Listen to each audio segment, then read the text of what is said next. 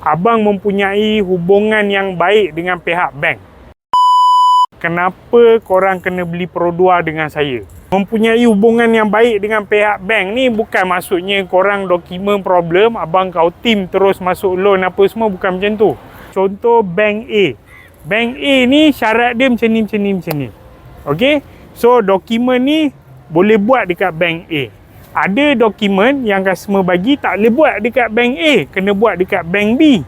Maksud saya tahu apa requirement bank A, saya tahu apa requirement bank B, saya tahu apa requirement bank C. Sebab tu saya cakap berurusan dengan sales advisor yang berpengalaman macam abang. Abang bila dapat dokumen, abang bagi tahu, okey, yang ni boleh buat kat bank ni, yang ni boleh buat kat bank ni. Kalau tak boleh buat, abang cakap tak boleh buat. So, kalau nak miliki kereta Pro2, pastikan anda berurusan dengan sales advisor Pro2 yang paling dipercayai di Johor.